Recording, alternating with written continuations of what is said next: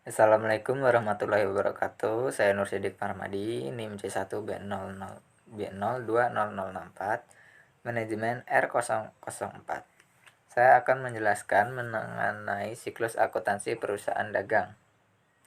Siklus akuntansi perusahaan dagang adalah proses pembuatan laporan keuangan pada sebuah perusahaan dagang dalam periode tertentu. Umumnya siklus akuntansi tersebut akan dimulai dari transaksi hingga pembuatan laporan keuangan yang terjadi pada sebuah perusahaan. Setelah itu akan dilanjutkan dengan penutupan jurnal hingga jurnal pembalik. Perusahaan dagang merupakan salah satu perusahaan yang sangat membutuhkan beberapa siklus akuntansi ini. Dengan begini, maka akan mengetahui alur dari keuangan perusahaan. Tanpa adanya jurnal akuntansi ini, maka perusahaan dagang tersebut tidak bisa mengembangkan usahanya dengan baik. Penjualan dan penerimaan kas. Jualan barang dagang adalah penjualan barang yang dapat dilakukan secara tunai maupun kredit, sedangkan penjualan secara tunai dicatat dengan mendebit akun kas dan pengkreditan akun penjualan. Namun sedangkan penjualan penggunaan kredit lalu dicatat dengan cara mendebit akun piutang dagang dan mengkredit akun penjualan.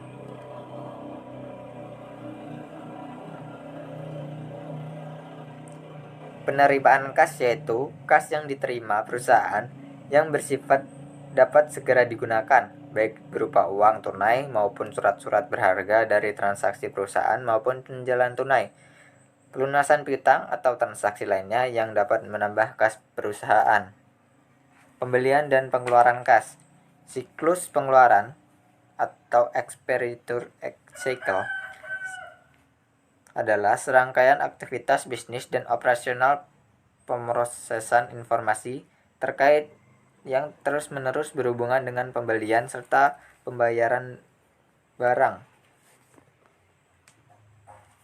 Tujuan utama dalam siklus pengeluaran adalah untuk meminimalkan total biaya perolehan dan pemeliharaan persediaan, perlengkapan, dan berbagai layanan yang diperlukan perusahaan. Untuk mencapai tujuan tersebut, manajemen harus membuat keputusan penting sebagai berikut. 1.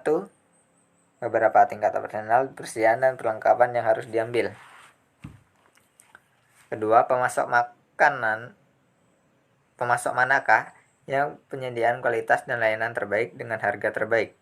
Bagaimana perusahaan dapat mengonsolidasikan pembelian antar unit untuk mendapatkan optimal. Bagaimana teknologi informasi dapat digunakan untuk meningkatkan efisiensi dan akuratan fungsi inbound.